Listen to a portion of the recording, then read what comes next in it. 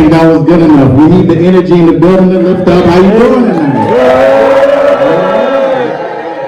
That's exactly the energy we'll need. Hello everyone, my name is Mike Felix. I'm a very close friend of Osamase's, originally from New York, but I came to Boston by way of Boston College. That's right. Okay. That's actually how I met.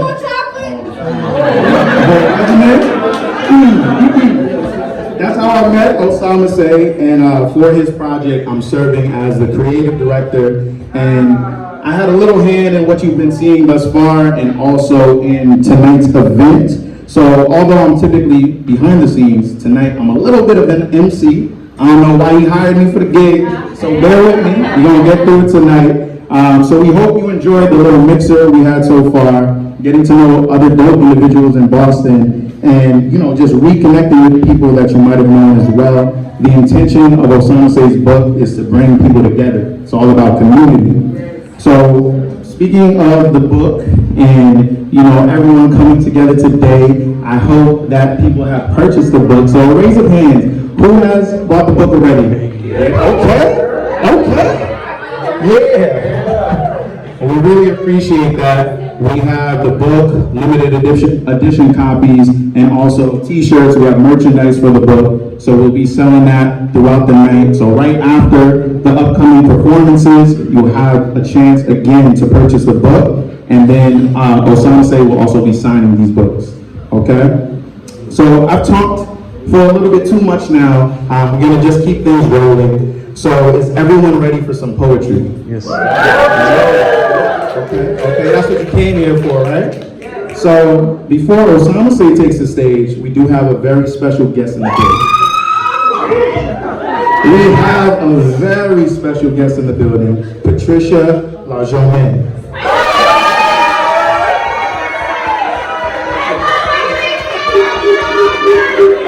So Patricia is a multidisciplinary creative who can often be found dancing fervently, laughing wildly, and writing what she believes to be her soul's work. She is grateful, humbled, and a little nervous tonight. She'll be fine. She's going to share a piece of herself tonight and is excited to do so if y'all will allow her. Please give me a warm round of applause in introducing Patricia.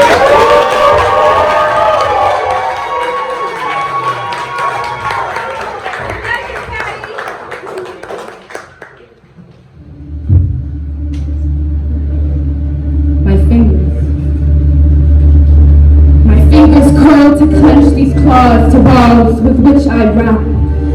These nails they fall turned in, make knuckles small bones on which I scrap. I shape, I shift, I shove my scrummage to fit, and fist to gavel on surface wooden or chipped wall plaster sullied by imprints of palmer creases or graffiti somber pieces or somber exegesis of leech-like feelings of teach my breathing of we chose human, we saw flesh.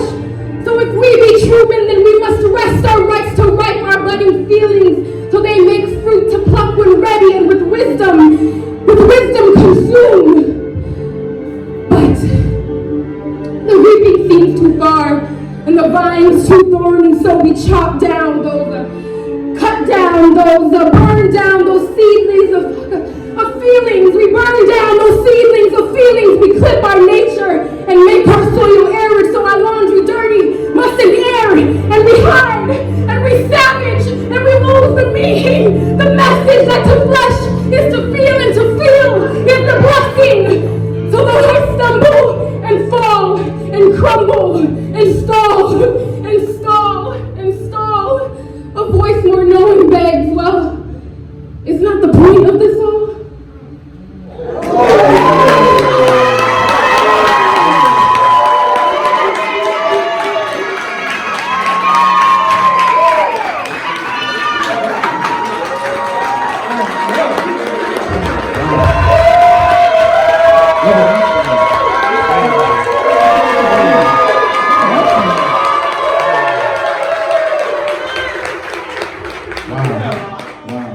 Thank you so much, Patricia.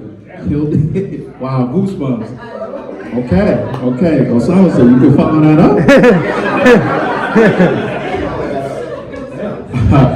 So before we get to the man of the hour, I'll just talk a little bit about Osamase. We met at Boston College.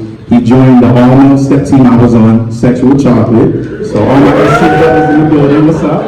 What was your name? Anyway. So Osamase and I, we started collaborating and just got into our creative bag early on the team. We actually collaborated and just did the t-shirts for the team my senior year, his sophomore year, and then we just continued to do things afterwards. He released his book, Situationship, in 2019, and that was a project that we collaborated on. We were just trying to figure out the rollout and the marketing and didn't quite know what we were doing. But we got something together, we put it on social media, and it just started booming. We did a whole release event for that book as well, and he told me, we're going back, we're going for the 2P. So here we are again for a second book, which officially released on Tuesday, I Am You.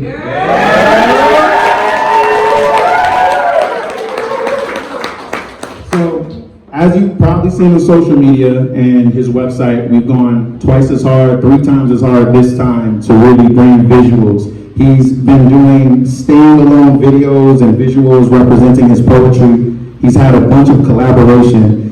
And this man even had the audacity to create an entire song from one of his poems. So if you don't have that song, it's called Rain by Osamase Ekhator. You could get it on Spotify, you could get it on Apple Music. Okay? So make sure to download that. I'm beyond proud and excited to see him perform tonight. And Osamase, one question. You ready? I'm ready. Are they ready? You won't leave him speechless, right? Maybe. All right. So he's put in a lot of hours just to create this event tonight. We're in a room full of beautiful creations. We're in an art gallery on Newberry Street. Come on, give it up. Give it up. So without further ado, my guy, my brother, Osamase, it's your time to shine. Let's go.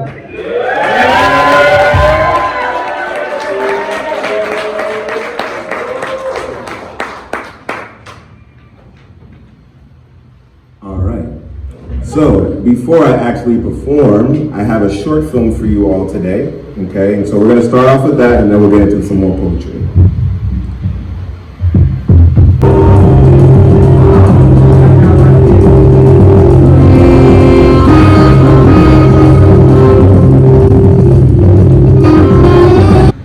How are you doing tonight?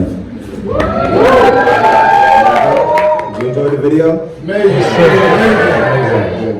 Good. All right, so that's just a little bit of background on the book, I Am You. And overall, with this book, I try to go through, it's about identity. And so, learning what it means to be a black man, what does it mean to be a black woman, and everything else in between, okay? And so, for you all tonight, I'm gonna go through the different sections of the book. And the first one starts off with childhood, right? So you notice in that video, it was innocence, and those are my nephews and niece. They're in the crowd tonight. Let's give them a round of applause.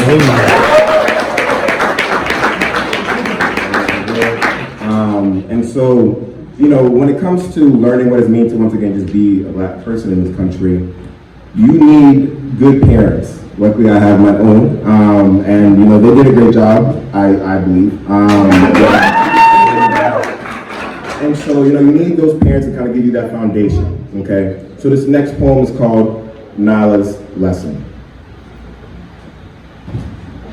They never told us about our African past, but we know we were. Scratch that. We are kings and queens. Peasants cannot silence royalty because black voices lift their streams and rivers.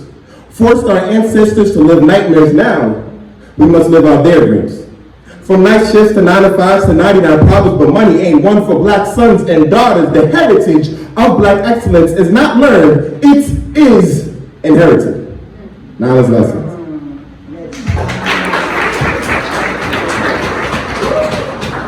Thank you. Right, so as we have our foundation and once again we start to become who we are, sometimes we need also role models. right? For example, this next poem is called Dreams Preferred. And that's inspired by a poem by Langston Hughes called Dreams Deferred. Langston Hughes is my favorite poet. He's the reason why I do poetry. He's a poet from the 1920s, called the Renaissance. And when he wrote Dreams Deferred, it was about the idea of, what happens when our dreams can't reach their potential, their expectations. And that was in the 1920s. I think there are still challenges in the Black community. However, I think the new challenge is not necessarily having your dreams be stopped, but it's more so we have so many options. And how do we know what is the right option? Okay? So this next poem is called Dreams Preferred.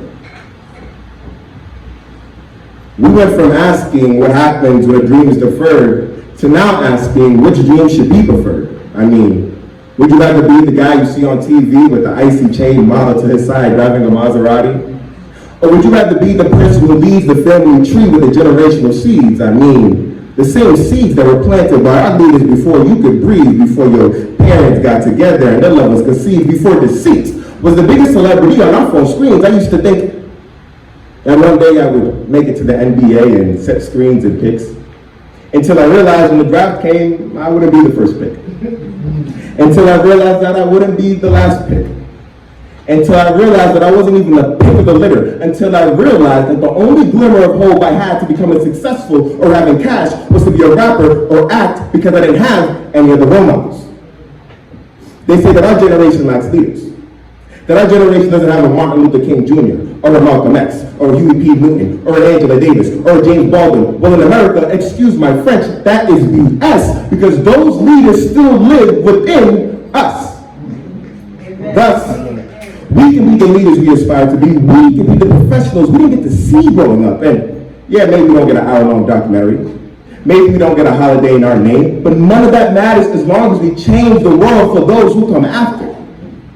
You see, our leaders planted a seed, but we can help grow those trees. And the fruits of our labor will help these young Black boys and girls see that they don't have to limit themselves to the same one or two dreams.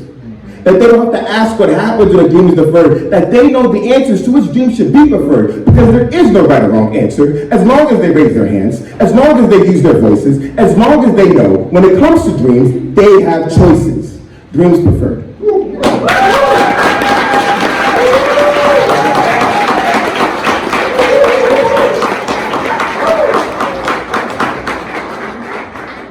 So now I need to actually look at the book to make sure I have as much right. But, so that's the idea of, when we try to learn our identities and we have the right role models in place, what do we do from there, right? While we're working on ourselves internally, externally, there are a lot of things happening outside that also hurt us, right? So, for example, whether it be, let's just say racism, whether it be microaggressions, whether it be just turning on the TV and seeing all these things, it hurts us. And so we have to try our best to make sure that, we're good and we're coming out of that. And so kind of in my own space, I'm trying to figure out, especially around George Floyd and Breonna Taylor, just trying to figure out what would be solutions to whatever is going on outside right now. And I wrote this poem called How to Apply Pressure. It was one of my ways, I guess, to finding a solution. And for some more context, How to Apply Pressure, I wrote that after the Breonna Taylor verdict, where the cops were charged or whatever the case was. Nobody was found guilty. Instead, they gave her family $12 million. I don't think that equates to a human body. So I wrote this poem called How to Apply Pressure. We vote because freedom cannot be sold. We vote because 12 million won't bring back a beautiful Black soul and won't amount to all the times we have to fight back tears and whisper, we miss her. And it definitely won't buy them into a future where their privilege is no longer an issue. Yes, we cry for change, but used dollar bills are not tissues.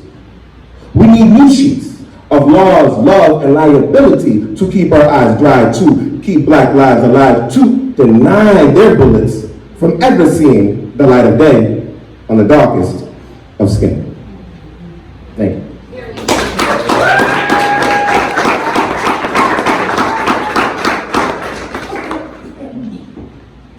And this next poem is called To the Black Cops. To the Black Cops, who even hate the Blacks of their gun. Wait, before I continue, this poem is not to the Black Cops who did everything to make it through, whose skin went from black and blue from brutality, bruises, and a badge of honor too, who joined the force to protect their own people from the blunt force that abused them for too many years, who desired to stop gang violence, not realizing they joined the biggest one, who cried guilty tears every time they heard their peers survived another court trial where a child was murdered with a reason unclear. This poem is not to you. So back to the black cops who even hate the blacks of their gum.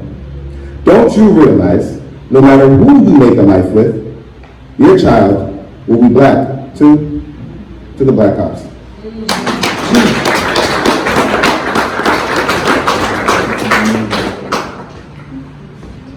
Think that's it, boy.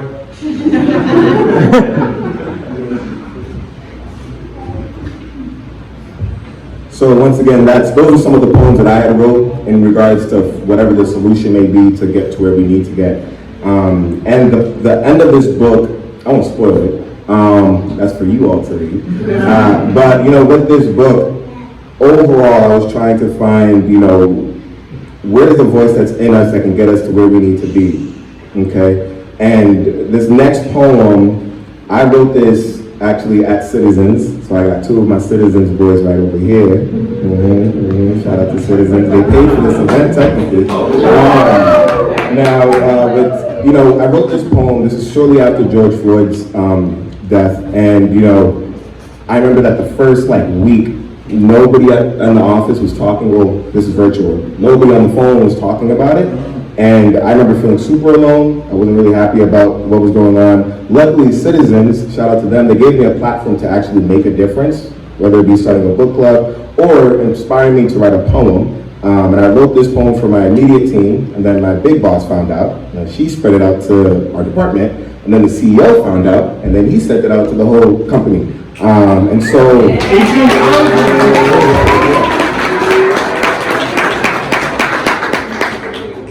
So I want to perform that poem. That would be my last poem of today. But this poem is called The Future. This year is another reality check, where every time we check our phones, it feels like we're watching the next episode of What's Wrong in the World Today. Where we have to learn how to stay not only at home, but stay deep down just okay. Where we have to learn how to say, we've seen enough, yet turning off the TV seems too tough when things get rough, where we can no longer meet our own expectations. Where we have to learn that not every win is followed up with a congratulations, and more importantly, not every loss can be blamed on our own lack of direction. You see, we have to remember that we are still capable of reaching unmapped destinations with our drive for success. The stress of these dark roads can't overshadow our journeys. When we finally find the buttons inside to turn our lights on, we will see every pothole. And instead of avoiding them, we will fill them with concrete hope, tangible goals and golden codes. And yes, I know, at multiple times, it may feel like our country is divided. And yes, that might be the case, but we'll be okay. As long as we know at the end of the day we equal one family, sharing the same roof under God, sharing the same kitchen where food for thought can be cooked, seasoned with wisdom, and then brought to the once broken table of mutual respect. I expect nothing less of greatness for myself and you. And greatness is when our one dream of equality, equity, and empowerment can be felt by more than two, more than three, more than an entire company, more than an entire country, where dreams always become reality.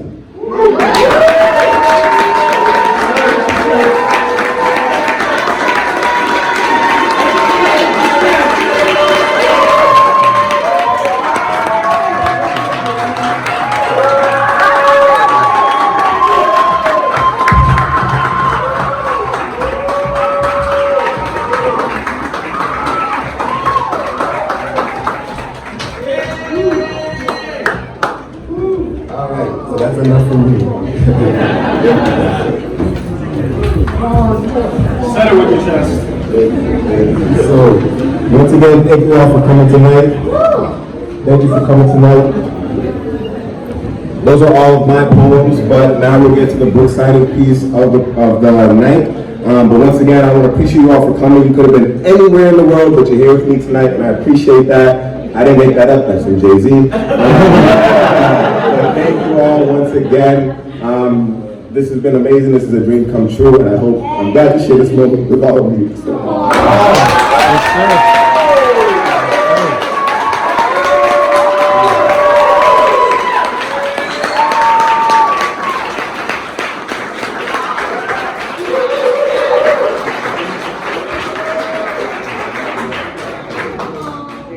Real men cry. Little men cry. Little men cry. And I actually forgot, because I'm so emotional, that I have one more thing, and Mike alluded to it earlier. One of my poems, I wrote it like in 2016 on a retreat. I don't know why, but I wrote the poem, and it was a gospel poem, and I knew eventually I want to make this into a song. And I did that. So the next thing that you're going to hear is the song. It's called Rain. I wrote it, but I did not sing it. Okay, so don't worry. Don't worry, you're not going to hear it. But y'all are laughing a little too much. You're laughing a little too much, okay? You will hear a little bit of me, okay? You hear a little bit of me in there. And I want your honest feedback. If it's good or if it's bad, let me know. I won't put myself in the next song. If it is good, I will think I'm the next Beyonce, and I will make more songs. Okay. But without further ado, Fab, can you hit the song?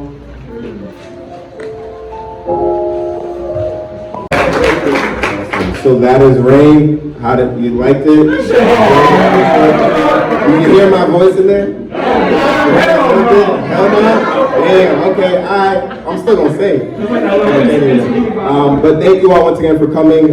That is Rain. That was sang by Brianna Denise. She is dope. And the background vocals by Faith Hash. They're also on Instagram. So please follow them. Also, my Instagram handle is on that back welcome message. So if you don't follow me, please do. I follow back, trust me. But thank you all once again. We're not going to do book signings, and the bar is open. I know that's why you really came. So you can go back over there. But thank you all once again.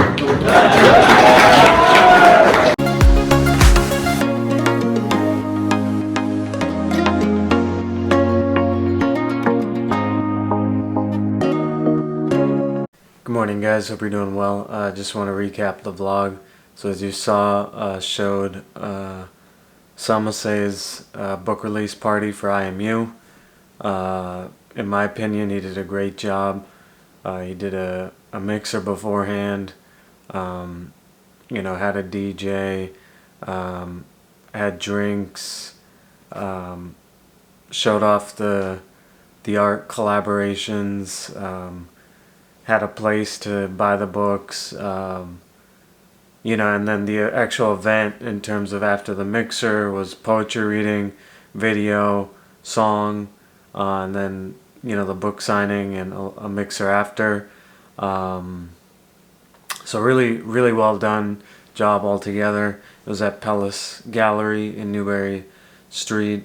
You know, overall, I think it's just so important to be a voice, you know, and I think Osamase is doing a great job of that in terms of, you know, giving his perspective as an African American growing up in America. You know, Bill Russell recently passed. He was a great basketball player, but he was also a civil rights leader. And, you know, I think in reflection, I just think it's so important to be a voice, you know. Imagine if Bill Russell or Mahatma Gandhi or Martin Luther King Jr. decided to just sit back and not do what they did, you know. The course of human history would be changed. So, you know, I think for me, you know, I would really encourage anybody that has the ability to impact people to do it. You know, even if it's 100 people, that's 100 people's lives that have been changed. And, you know, I think so often people are worried about it's got to be millions, right? And I just think that's such a bad attitude. I mean, obviously, you can have the goal of trying to be, you know, someone that spreads change to millions, but what's wrong with just doing your community, and starting there and growing from there. Everybody started at zero. Mahatma Gandhi, Martin Luther King, everybody started at zero and built it up. And the other thing too is the 100 people that you impact, they're going to impact, their friends and family and things of that nature. So it's an effect that continues, even though you might just think, oh, it's 100 people. But yeah, hope you guys are doing well. Definitely encourage anyone, if you're interested in buying the book. It's a great book by Osamase. If you like poetry, definitely recommend it. Thanks, guys. Hope you're doing well.